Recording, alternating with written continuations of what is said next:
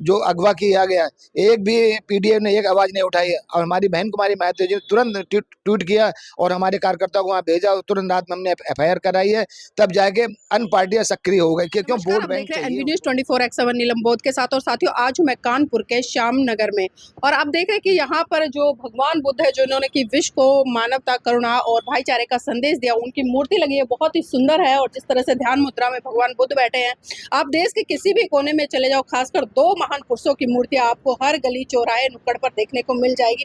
जी हाँ, मैं बात कर रही हूँ महाकाणिक तथागत बुद्ध और देश के संविधान के रचयिता परम पूज्य बाबा साहब। आज यहाँ पर कुछ लोग हैं, उनसे भी जुड़ने का प्रयास करूंगा और जानने का प्रयास करूंगी कि जो ये सुंदर प्रांगण है, आप देखिए कि रोड के बीचों बीच में किस तरह से पार्क है, बहुत ही खूबसूरती के साथ बनाया गया है। और उसमें विश्व को करुणा का संदेश देने वाले महाकाणिक तथागत बुद्ध की जो मूर्ति है वो स्थापित की गई है।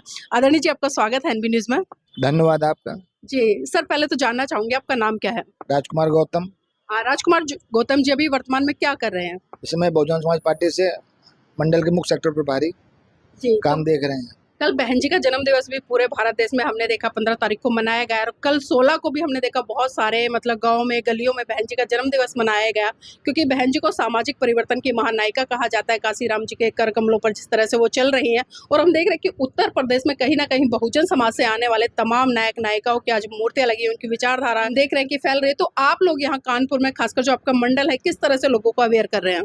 इस समय हमारे कानपुर मंडल में बहुत ज़्यादा उत्साही है। आपने हमारे पनकी में रतनलाल का कार्यक्रम देखा भी होगा कि ज़्यादा से ज़्यादा हमारे बहुजन समाज पार्टी के लोग, अन्य समाज के लोग भी उस कार्यक्रम में पहुंचे। बहन जी का जो 70वां जन्मदिन है बहुत धूमधाम से मनाया गया। जो आने वाला 27 है वो बहन जी के लिए उत्तर प्रदेश के मुख्यमंत्री बनाने का हम लोग संकल्प लिया है। आगे भी बहन जी को प्रधानमंत्री बनाने का संकल्प ले लिया है। और इस कानपुर के अंदर हर समाज का बहन जी का पूरा साथ दे रहे हैं। और जो कार्यक्रम देख रहे हैं, जो आज श्यामनगर में है, पूरा समाज जो रैली में गया था और काफ़ी लोग संकल्प लेके आए हैं कि बहन जी को इस बार 27 में मुख्यमंत्री बनाना है। जी आदरणीय जी, हम देखते हैं कि हम लगातार बहन जी को लोग मुख्यमंत्री बनाने की बात करते हैं, प्रधानमंत्री बनाने की बात करते हैं, लेकिन जब चुनाव के नतीजे आते हैं, क्योंकि बहन जी की रैलियों में लाखों की भीड़ होती है, लेकिन जब परिणाम आता है तो रिजल्ट और नतीजे कुछ और ही नजर आते हैं। तो क्या लगता है, ऐसे में कुछ बड़ा घालमेल हो रहा है, या जो बहुजन समाज के लोग हैं, जो बसपा का झंडा उठाते हैं, वोट नहीं करते हैं? नहीं, बसपा का वोट पूरा जाता है, लेकिन जो आजकल ईवीएम का मैटर चल रहा है, अन्य समाज का मैटर चल रहा है, तो वो कहीं घोटाला हो रहा है।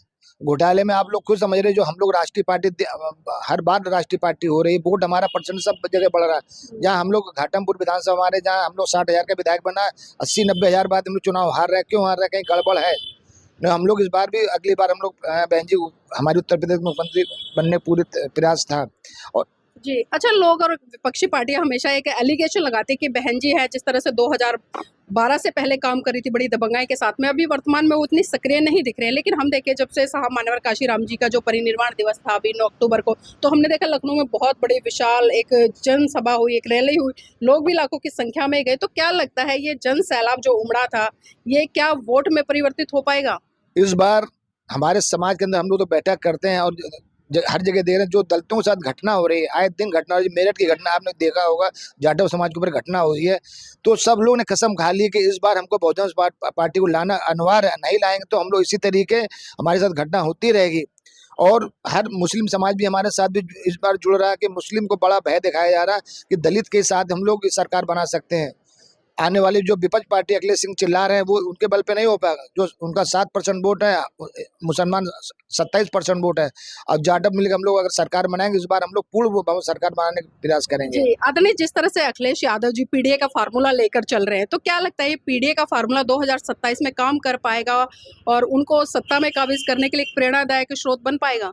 देखिए, जो पीडीए ने जो फार्मूला बनाया था, बाबा साहब संविधान खतरे में है, वो सब जगह खतरे में। जब दलितों पे अत्याचार होता है तब उनको कोई खतरा नहीं दिखाई पड़ता है। आए दिन घटना हो रही है। अखिलेश सिंह एक शब्द ने बोला, जो हमारी माता को उठा के लेकर उसको कत्ल कर दिया गया, और हमारी बेटी को जो अगवा किया गया, एक भी पीडीए ने एक आवाज नहीं उठाई है। और हमारी बहन कुमारी महतो जी ने तुरंत ट्वीट किया और हमारे कार्यकर्ताओं को वहाँ भेजा, तुरंत रात में हमने एफआईआर कराई है, तब जाके अन्य पार्टियां सक्रिय हो गई क्यों वोट बैंक चाहिए उनको, तब सक्रिय हुई।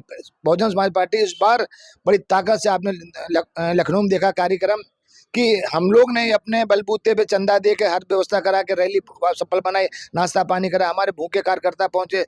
बिल्कुल आंखों में आंसू की बहन जी को देख रहे हैं कि इस बार हमको सरकार बनानी है पूरी पूर्ण बहुमत से सरकार। सर एक चीज और देख रहे हैं क्योंकि अभी जिस तरह से हमने इटावा का प्रकरण देखा था, वहां जब यादव समाज के कुछ लोग कथा करा रहे थे तो उनके बाल काट दिए गए, मुंडन कर दिया गया और मतलब अभद्र गालियां दी गई, उन्हें शूद्र कहा गया।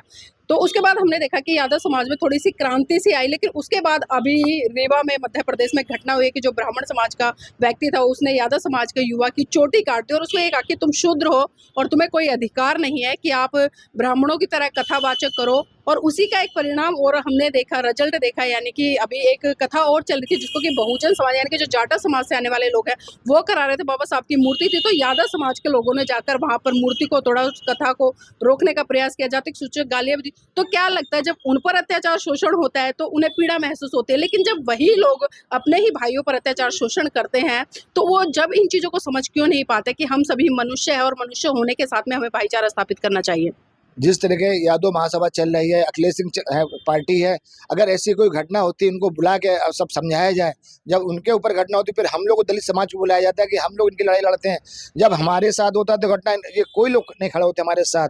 इसलिए उनको आज जो घटना दलित समाज देख रहा है कि इस बार हमको पीडीए को वोट देना नहीं देना है वोट, इस बार कसम खा लिया पीडीए को आपको चुनाव में हरा के। अच्छा, हम देख रहे हैं कि बहन जी लगातार अब मीटिंग कर रही है, समीक्षा मीटिंग भी कर रही हैं और बूथ स्तर के कार्यकर्ताओं तो बुला रही है, पदाधिकारियों को बुला रही है। तो क्या लगता है 2027 में कुछ अलग रिजल्ट देखने को मिलेगा इस तरह से जो बहन जी सक्रियता दिखा रही है? इस बार बहन जी ने जो सक्रिय दिखा रही, हर पार्टी आपने भी देखा होगा, जो 27 के बहन जी का बर्थडे था 17वां, हर पार्टी बहन जी को बर्थडे की बधाई क्यों दे रही है? वो दिखाई पड़ रही है कि बहन जी आने वाली मुख्यमंत्री होने वाली हैं।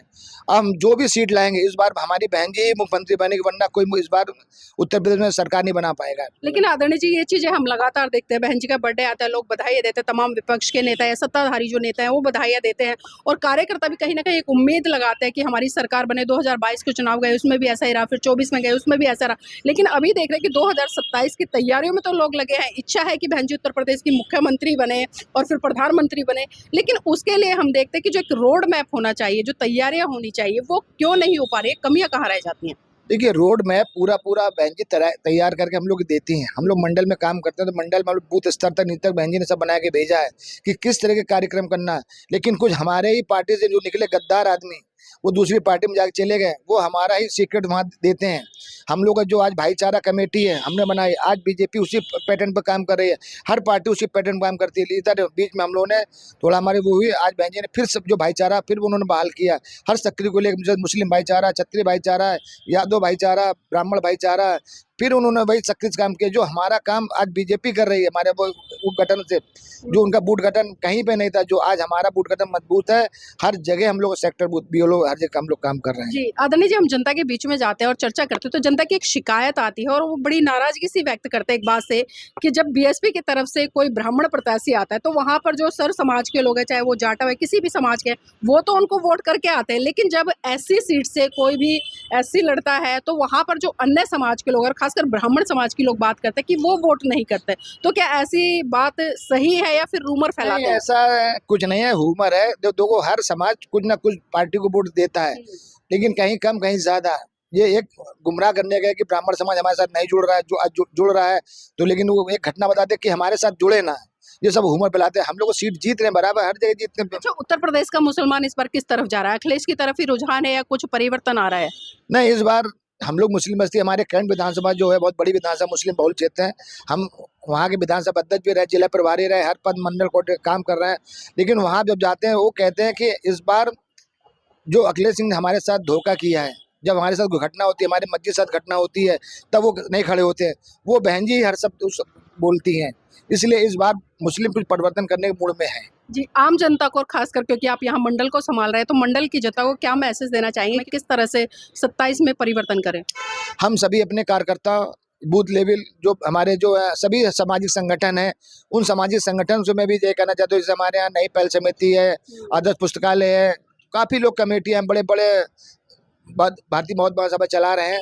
मैं सभी से अनुरोध करना चाहता हूँ भाईचारा बना के इस बार बहुजन समाज पार्टी को पूर्ण रूप से घर से बूथ निकाल के एक एक वोट डाल के बहुजन समाज पार्टी को उत्तर प्रदेश की बहन कुमारी मायावती जी को 27 में मुख्यमंत्री बनाने का प्रयास पूरा किया जाएगा। जी, बहुत बहुत धन्यवाद सर हमारे साथ जुड़ने के लिए। तो देखिए अभी हमें आदरणीय जी से बात की है और खासकर उत्तर प्रदेश का जो अभी सिनेरियो चल रहा है इस समय, उस पर भी हमने चर्चा की और जिस तरह से लोगों की एक अपेक्षा रहती है, एक उम्मीद रहती है कि अगर बहन जी का शासनकाल आता है तो कहीं न कहीं 2000 पहले से जो सिनेरियो उत्तर प्रदेश में देखने को मिला था, जो शासन प्रशासन अनुशासन बहन जी के माध्यम से देखने को मिला था, लॉ एंड ऑर्डर देखने को मिला था, मतलब जो बेरोजगारी थी बिल्कुल नहीं थी, महिलाओं की सुरक्षा को लेकर जिस तरह से बहन जी ने बहुत अच्छे तरीके से काम किया। लेकिन आज विडंबना है कि जब से योगी आदित्यनाथ जी की सरकार आई है तो लोग त्राहिमाम कर रहे हैं, चाहे उन्नाव की घटना हो, कठुआ की घटना हो या अभी वर्तमान में जो मेरठ की घटना है, इस तरह की घटनाएं आए दिन मुंह खोले खड़ी हैं।